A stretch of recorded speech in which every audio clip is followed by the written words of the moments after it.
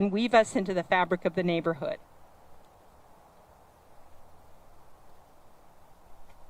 Sorry, my pages are sticking together here.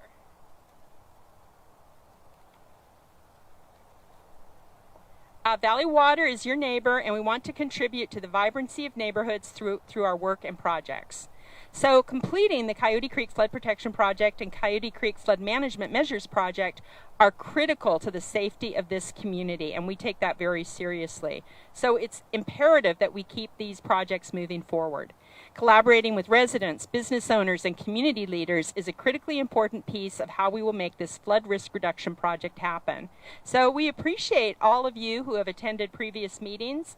For those of you who are new, we welcome your attendance as well. We look forward to hearing your input and having you involved in every step of this project. No one knows more about a neighborhood than the people that actually live there, and that's why it's so important we get your perspective. And lastly, I have to say, even though we're talking about flood protection today on this beautiful day, as you know, we're in the middle of extreme drought. So please help us conserve water and use it wisely. We have some giveaways up front, like shower timers and low water consumption shower heads and others. Those are free. And please conserve water and use it wisely. Visit www.watersavings.org for additional ways to save water, take advantage of our rebates, or report water waste. And check out our beheard.valleywater.org interactive page to ask staff questions about the drought, this project, or other priority efforts. Thanks again so much for coming out tonight. Appreciate it. And Mike, back to you. Thank you very much, Director Keegan. It's great to hear from you. Just want to remind you all that this is we're here to seek your input and comments as we move our projects forward. After this presentation from our project staff, we'll open it up for questions. If you're on Facebook Live, remember you can submit your questions in the chat function, and we will monitor those and be able to read them in real time. The project, the boards that are on display will be on the Coyote Creek project page on our website. Now I'd like to introduce the project team for this project. Alec Nicholas will give an overview of the current project status, and Julianne O'Brien will present the park elements and future steps. Take it away. Okay. So hi, I'm Julianne O'Brien. I'm the project manager for Valley Water for the Coyote Creek project. As some of you may be familiar with, this is a very large project. It runs from Montague to Tully Road, and originally it was all 9 miles were one project. In February of 2020, the Federal Energy Reserve Commission sent down an order expediting elements of the Anderson Dam project, which meant that we had to expedite portions of our project to get them installed and in place before the Anderson Tunnel, which will allow for about 5 times the capacity of water to be released from Anderson than what is currently there. So in order to protect elements downstream, we had to expedite a portion of our project. Once that project is installed, it will protect those neighborhoods from the equivalent storm capacity of the 2017 flood event. Additionally, then the remainder of the project is now known as the Coyote Creek Flood Protection Project, and it will also protect those neighborhoods, communities from the equivalent of the 2017 storm event. Those areas have higher capacity, so they did currently than the 40% of the project that was expedited. So they didn't need to be constructed quite as quickly as the first half. This portion of the project, Watson Park, is in the second phase of the project. All of it is currently in design. This phase, the flood protection project will design completion date is fall of 2023. Construction will begin shortly thereafter, with completion of all the construction by the end of 2025. For Watson Park, we've got 3 main elements that we are proposing in this area. We've got this existing existing wall behind these properties on Jackson Street, and then behind these properties this way will be replaced with a flood wall. Similar height, same location. This will just be watertight and will keep the water on the park side of the properties. Additionally, as you can see here, this part of the park is higher. Water's not coming into this part, but then we go lower right here, and the water was going down this street, and so we're continuing this vegetated berm out to the end of 22nd Street, and then we're putting in a passive barrier across Jackson Street that during a flood event will rise up and act as a continuous flood protection element with the vegetated berm and the wall. For those of you not familiar with a passive barrier, we've got some renderings showing what that's going to look like. Basically, there's a couple options. They can either flip up during a flood event, or they will just rise up during a flood event. But during day-to-day, they're going to be embedded in the roadway in this case. Most people aren't even going to notice them as you go by. But then when a flood event occurs, the buoyancy of the water will cause it to automatically rise up. This way, no one has to worry about, who's going to come out here and make sure it comes up. It's just going to do it on its own. And then this is kind of what has been determined as the preferred alternative for the project. There's been several meetings throughout the course of the history of the project, some of which you may have attended as well. In June of 2020, we had a couple meetings discussing the transition from the planning phase of the project to the design phase of the project. And we explained kind of how we came up with these preferred alternatives that has become the project moving forward. Additionally, we had another public meeting this past July. It was actually our first hybrid public meeting. We had people at Valley Water's boardroom, and then we were via Zoom, where we kind of discussed the progress that we've made in the design phase. Similarly, we'll have another set of public meetings likely this winter once we have the 30% design completed. And that will be another opportunity for the community to weigh in not only on elements here in Watson Park, but the project as a whole, all 9 miles stretch of it. Additionally, we'll have similar meetings at both the 60 and 90% design completion phase for both projects. For 30%, management measures and flood protection will coincide at the same time. For the other projects, because of their different schedules and completion dates, they will likely be staggered. So we haven't figured out the exact schedule yet, but there will likely be 60% meetings for management measures and then another 60% for flood protection project, similar with the 90%. Those will be other opportunities for the community to weigh in, again, on the whole project. Then wanted to also kind of address some of the common questions and maybe some misinformation, misconceptions about the project as a whole. We've had a lot of people have said, well, what about Anderson? When Anderson's completed, won't that be sufficient to provide flood protection for everyone downstream? And the short answer is no, it will not be.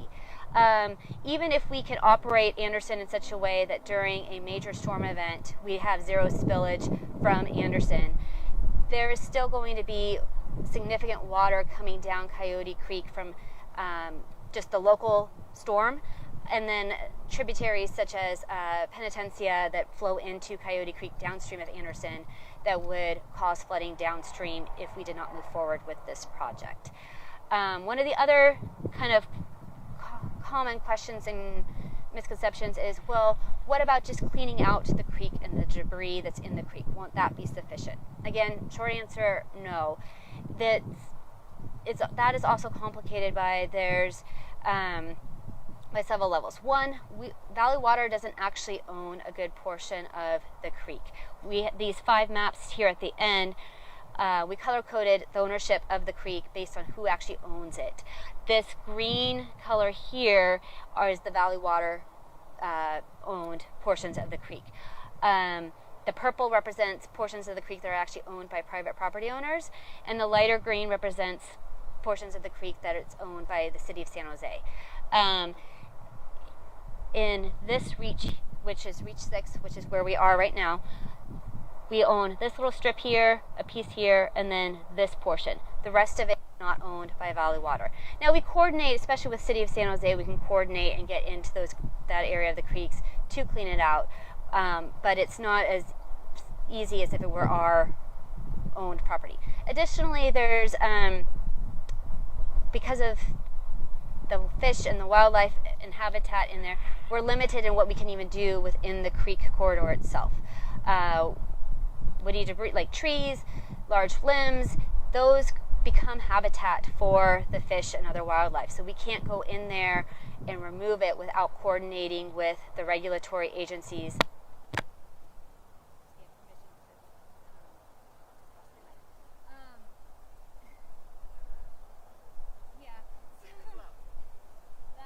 That's one issue. And additionally, we have to be concerned and conscious of any change that we make to the creek itself potentially has ripple effects.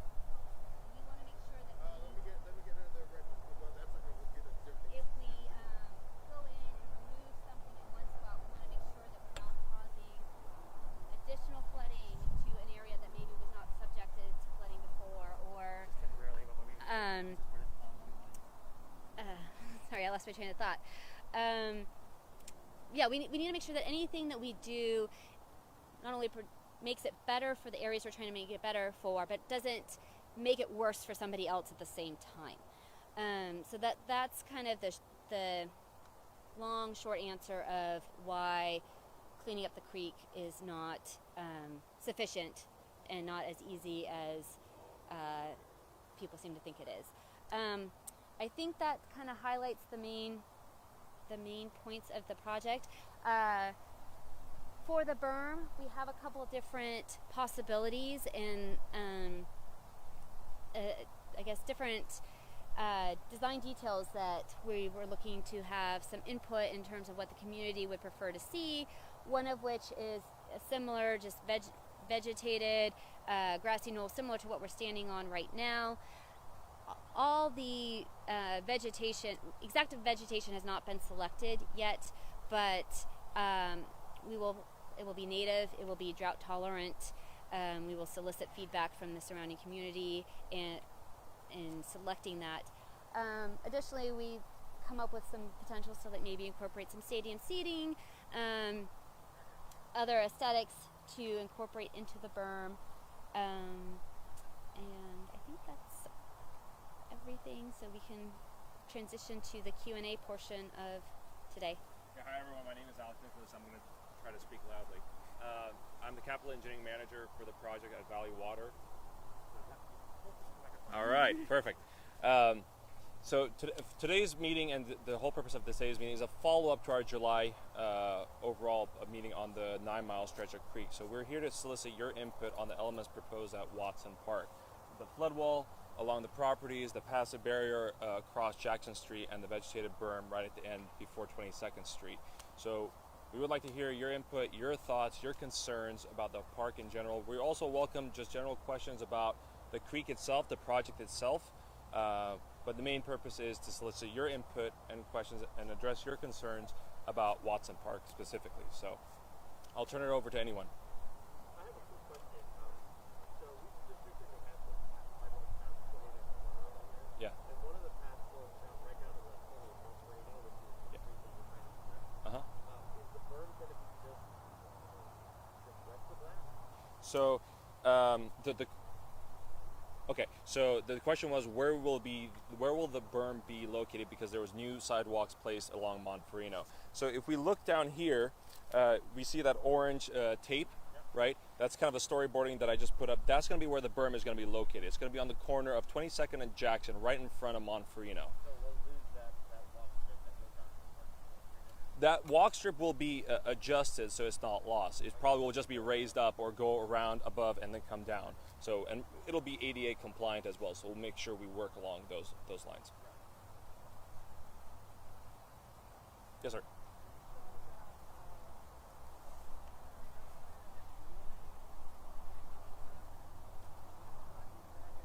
Pass the barrier? Yeah, so the question was, is there, have we considered a warning on the passive barrier when it does flip up during a flood event so there's no accidents or anything like that? Yes, that is a concern that we have, and we are working with our design consultant as well as engaging City of San Jose Department of Transportation to make sure we provide the necessary warning signs, signals, whatever is necessary, that we prevent any accidents or address it during a flood event. Yeah, so, Oh, someone's mentioned in the crowd, similar to like train crossings, the exact details are still to be worked out, but that is something that we are planning on incorporating. You want to bring the mic?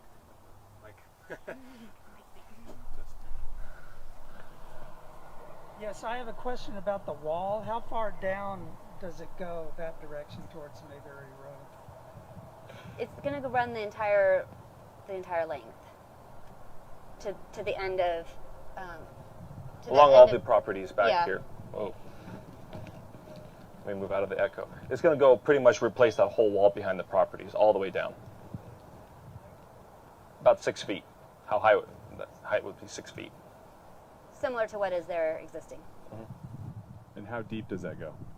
It all depends on what kind of wall the design consultant proposes. Right now we're in the data gathering. The design consultant's in the data gathering phase, so they've done a lot of geotechnical borings. Soil analysis is being conducted right now to determine at what site what kind of wall can be constructed, you know, that is the most efficient, that can meet the community's needs, but also structurally and flood sound and watertight.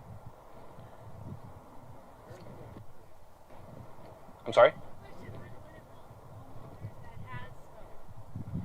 I'm one of the homeowners that has the rights to the water. Uh-huh. And so I want to know, because I know you're this berm, but between San Jose High and Roosevelt, that whole area, what is our responsibility and how is it going to affect our property?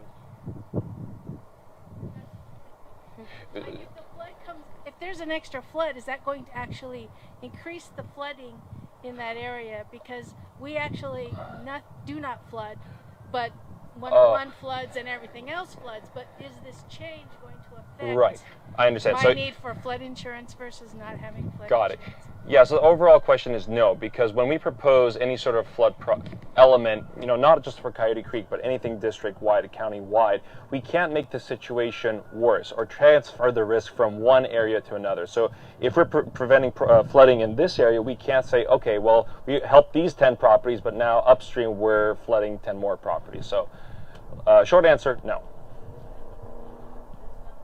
You don't have any responsibility because we're not going to be making your condition worse by implementing these measures.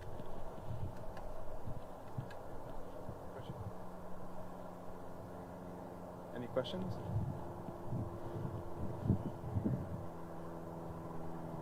Any questions on Facebook? Are there any Facebook Live questions? Please put them in the chat. So let me just kind of touch on the Anderson Dam schedule a little bit as well. Julianne did touch on it. We have 2 Coyote Creek projects. One is the Coyote Creek Flood Management Measures Project. We love our acronyms, so we call it CCFMMP. The other main project is Coyote Creek Flood Protection Project. Before 2020, the FERC order that Julianne mentioned, it was all just the Coyote Creek Flood Protection Project. That's how everyone knew it. It had to be bifurcated. The Coyote Creek Flood Management Measures Project had to be accelerated because the Anderson Dam Tunnel Project will be constructed by the end of December of 2023. So when that tunnel is constructed, it's going to be releasing an additional 2,000 cubic feet per second on top of the original outlet tunnel, which is 500 cubic feet per second. So total of 2,500 cubic feet per second now can have the potential of coming downstream along Coyote Creek. So we want to make sure that when that Anderson Dam Tunnel project is operational, starting, let's say, January 2024, we're not inducing flooding from any potential flows. So that's why we had to accelerate some of the measures. Those will be constructed and in place by the time that tunnel is operational. And then the remainder of the project, which is the Coyote Creek Flood Protection Project, that's also tied to another Anderson Dam milestone. That's when the higher level tunnel is constructed. That releases even more water. So that will be completed in fall of 2025. So the remainder of the elements in Flood Protection Project will be completed and constructed by the fall of 2025. Now, the Flood Management Measures Project and the Flood Protection Project, those 2 projects will have the same level of protection for all the surrounding communities. The same level of protection being from a approximately 20-year storm event, which is similar to the 2017 flood event. Go ahead, Matt. Okay, so are those tunnel projects temporary during the construction of Anderson Dam reconstruction, or are they permanent? The tunnel project is going to be permanent for about, I believe, 10 years. And then the higher level tunnel is going to be constructed for the Anderson Dam Seismic Retrofit Project. That's essentially the start of the Anderson Dam Seismic Retrofit Project. And then the dam itself will be reconstructed at that point. are both of them the same amount of flow, both of the tunnels? No, the higher level tunnel, which will be completed in fall 2025, is even higher flows. I believe that's about 6,000 or 7,000 cubic feet per second potential maximum release.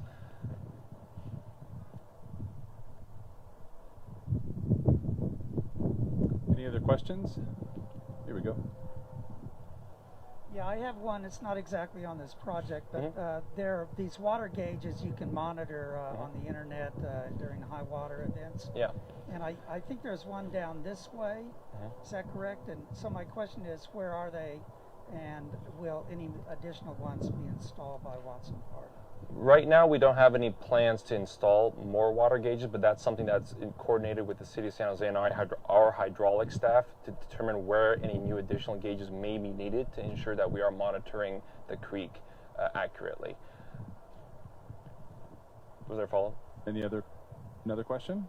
So I guess just to solicit your input on the berm itself, for example, any preferences on any of these three alternatives that we have? I'm not saying these are the only three alternatives, but any preferences on any of these, or any concerns with any of the alternatives? Or any aesthetic concerns about the wall, the flood wall that we'll be constructing? Right, but is there any no-nos, for example, I guess that's... So when they redid the plant, when they redid the park and they planted the native materials, they did not survive because they weren't maintained. Right. So I think we'd like to know what was being installed had been installed somewhere else successfully and was self-maintaining, because the city probably isn't going to have the staff to keep it up. Right, so whatever we install that Julianne also mentioned, we would have to ensure that it's drought tolerant, that requires minimal maintenance. But then the maintenance of the integrity of the berm and all the flood protection elements is going to be Valley Water's responsibility. The maintenance of any vegetation, that will be the city of San Jose's responsibility. So both of our agencies will need to collaborate together and enter into an agreement for who is responsible for what aspect on that vegetative berm.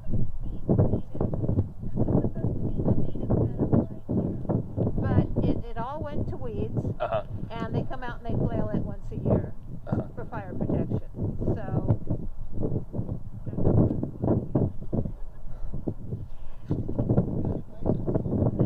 we have Eve Zudi from the City of San Jose. Thanks for the easy question.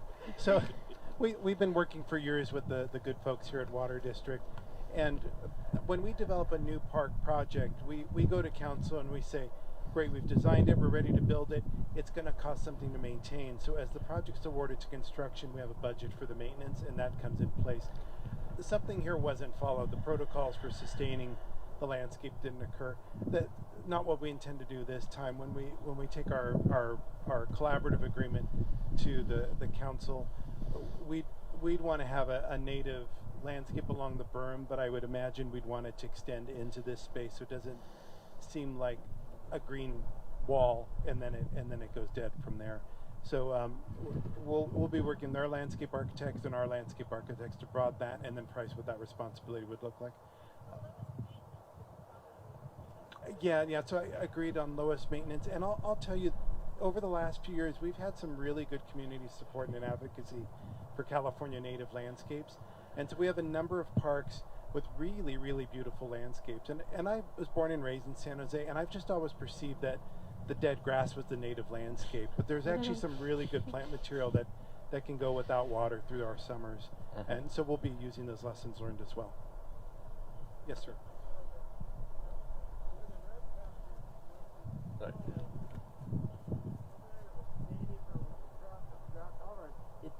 You have to maintain it, especially with water, for at least a year or two before it gets established. So that's where things go wrong. Yeah, agreed completely. The question is that we need to have an establishment period. And so we would set up a temporary irrigation system most likely, and it would be in place for 3 years, which is the recommended amount for California natives to get sufficient root growth to handle the summers. So over there, there's a riparian mitigation area that was under contract for 10 years of maintenance by a separate entity. And what they planted out there seems to have done really well. So if possible, maybe you could mock some of that. Sure. Yeah, we can definitely look into that. Great. Got a question, sir? Could you describe the second and third options there Sure. for the berms? Yeah, so this second one here, one option would be to have terraced seating, or we could even do terraced planters with some more like shrub-like plantings on either side. This is just kind of a visualization as one way of kind of incorporating the berm into the park and maybe providing some additional aesthetic options. And then this last one, this is more for the William Street Park, but we could put it here. This would be a way of showing how we could have a walkway to ramp up and over the berm to still provide access at that berm location as opposed to forcing pedestrians to walk around to get into the park. So this was a cross-section kind of showing how that would potentially look. Instead of the sidewalk being perpendicular to the berm, you could ramp up along the length of the berm slowly, and that gives you the ADA compliance for that ramp up and ramp down grade. There you go. Your drawing is kind of general on how far the berm is going to go. Do you know at what point it'll approach the gateway? Just because all that is kind of new and we weren't sure how far you're going to like tear down that tree or anything. So that location, you know, as we mentioned earlier, we're still very much in the early design phase of it. So the exact location hasn't been determined, but keeping in mind, in general, we try and avoid the trees where possible. We, you know, want to try and minimize the impacts to them, and so especially here where we've got pretty much open space this way, we would align it in such a way to minimize the impacts to the tree and some of the other new elements over there.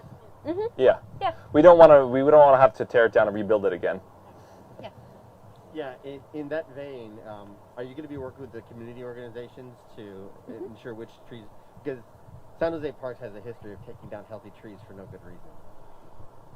Yeah, generally speaking, for all of our projects, not only Coyote Creek, we try to minimize impacts to trees because it also requires extended coordination time with regulatory agencies and the impacts, and we have to mitigate for those impacts as well. And with our short timeline for our project schedule, we don't have that time. So during the planning phase, a lot of these elements were strategically located or proposed to minimize those impacts. So a lot of the elements along the creek, for example, there's no work in the creek. It's outside of the top of banks for that exact reason. You know, for the parks, for example, you know, where that berm is mocked up right now, that can go a few feet left or right. And once we determine where the tree roots, the canopy, and make sure that those trees are not negatively impacted, even if you just put some soil near the trunk and you don't have to cut down a tree, we don't want to kill that tree over time. So those are the sharpening of the pencil that we're going to be doing in the 30 and 60, 90% to really make sure that we're really minimizing any impacts to native vegetation, especially trees. Yeah. How it is that only that's the location for the berm? I don't know if like, is it just to create this kind of tunnel placement because of the road, or that there aren't other berms? Is that the place that is most impacted?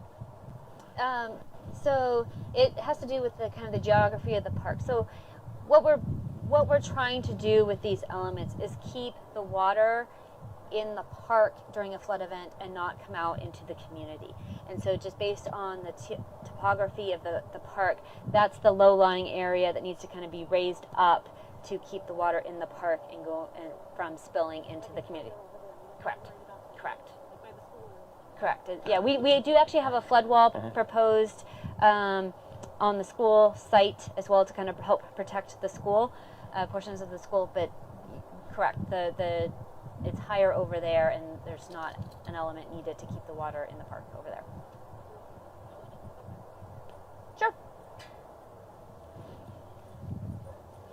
So on these you have sections going through the street, right?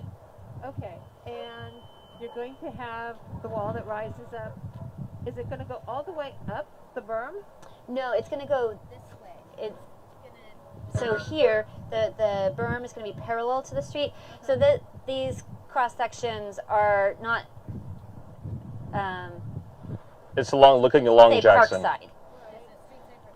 So the berm is going to be here, parallel to Jackson. The wall or the passive barrier is going to be perpendicular to Jackson. It's going to come up and connect the berm. Right. Yeah, perpendicular to the berm, perpendicular to the flood wall. So it's going to act as one continuous gate. It'll be a 90 degree, so the tallest part of the passive barrier will connect to the tallest part of the berm. Good question. That barrier will go into the berm. There will be there will need to be kind of a wiper wall or some kind of pilaster, smooth surface to provide a seal for the berm. For the passive barrier at the berm end. But yes, it will act kind of as one continuous flood protection device. I'll pretend to be a community member right now. But I'd say when you get that connection wall, I'd recommend picking up the stonework that's been installed at the gateway so that we have design continuity through the park. Yeah, correct. And we can do that on the outboard and inboard side. On the portion where the flood wall, the passive barrier is going to connect, that's going to have to be smooth to provide that watertight seal. But we will definitely incorporate those aesthetics on the other portions of the wiper wall for where possible. Any other questions? Any questions on Facebook Live? Oh, there we go, sir. Yeah, I have a question. So there will be a flood wall on the other side of the creek also to protect Highway 101, correct? Yes. How long will that be? Several hundred feet, and it'll be actually on the east bank side running parallel to southbound 101. Kind of right in this area here. Yeah. And then there's going to be flood walls along the Kellogg facility. There will be a shorter flood wall along the apartments over here. As Julianne mentioned, there will be a short flood wall between the park and behind the school as well. So it's not a continuous length of flood protection elements along the 9 miles of creek. You know, the hydraulic model and the hydraulic team, along with the planning team, looked at the topography of the whole reach of the 9 miles and identified the locations where it was either low-lying or an element needed to be placed. Great. There was a question back there. So will that extra actually prevent 101 from flooding? That's the plan. That's the plan. Yeah.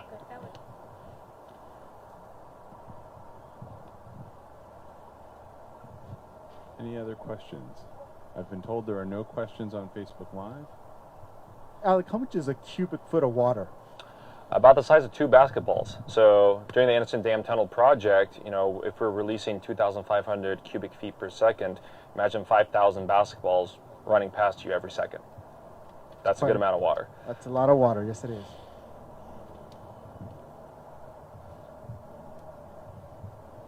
Are there any details to this project that we haven't covered? So obviously we understand that this is a environmentally sensitive site, and during the construction activities, the elements that are going to be proposed will have to take that into consideration. So we're not disturbing the soil and, you know, creating an environmentally sensitive situation. So we have to make sure that as the design team is moving forward, as Valley Water is engaging the community, our elements that we're proposing is not making any situation worse. So we mentioned that we can't make the flooding worse, but we can also impact trees and also the environment with the issues that we have at Watson Park. Typically what happens if we ever do impact a tree? We have to typically mitigate it, you know, per the regulatory agencies, and it's not just, you know, hey, you cut down this tree. You know, sometimes it's you have to plant 2 new trees, 3 new trees. It all depends on the size, the species, the location, and what the regulatory agencies deem as appropriate in the mitigation.